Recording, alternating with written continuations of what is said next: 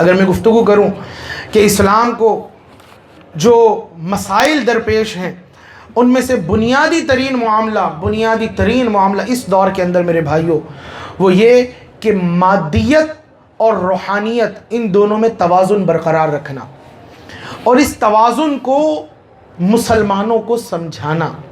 مادیت کا مطلب آج دنیا کہتی ہے کہ ٹیکنالوجی کا دور ہے، ترقی کا دور ہے، دوسری طرف اسلام ہے جو ہمیں احکامات کا پابند بناتا ہے، اللہ کی اطاعت کی طرف بلاتا ہے۔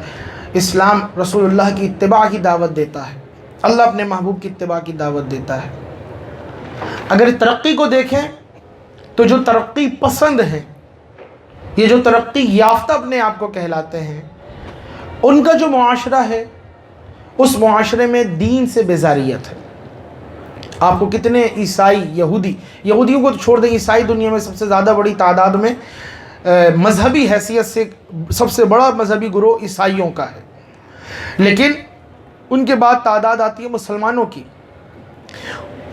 قبولیت اسلام کے اعتبار سے یا مذہب کو قبول کرنے کے اعتبار سے سب سے بڑا مذہب اسلام ہے، لیکن گروہی اعتبار سے سب سے بڑی تعداد عیسائیوں کی ہے، پھر عیسائیوں کے مختلف فرقے۔ لیکن عیسائی جو ہیں اپنے مذہب سے بیزار ہیں، ان کے مذہب میں شراب حرام ہے، سور حرام ہے، لیکن وہ شرابیں بھی پیتے ہیں، سور بھی کھاتے ہیں۔ بے حیائی منع ہے، لیکن وہ بے حیائی میں کس درجے کو پہنچ گئے جس سے وہ خود شرمانے لگے ہیں۔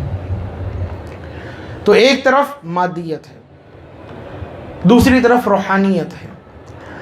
اگر مجرد روحانیت کی طرف آؤ، اسلام کی طرف آؤ، تو کہتے ہو آپ ہمارے ساتھ نہیں چل سکتے، ہمارے ساتھ کھڑے ہونے کے لیے آپ کو ہمارے جیسا چولا پہننا پڑے گا، آپ کو ہمارے جیسا طرز عمل اختیار کرنا پڑے گا۔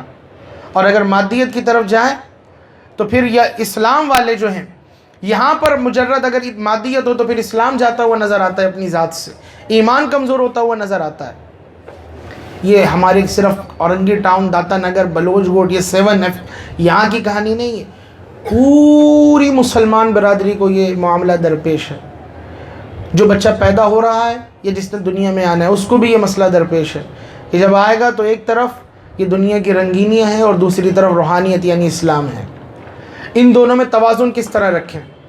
ہم دور نہ جائیں، اپنے خاندان، اپنے گھر، اپنی ذات کے بارے میں غور کریں کہ میں ان دونوں میں کس طرح بیلنس رکھا ہوا ہوں، یا یہ معاملہ افراد و تفرید کا شکار ہے۔ بات آتی ہے مذہب، جب بات آتی ہے دنیا کی، وہ دنیا کا کوئی بھی معاملہ ہو تو ہمارا حال کیا ہوتا ہے، اور جب بات آتی ہے دین کی تو ہمارا معاملہ کیا ہوتا ہے۔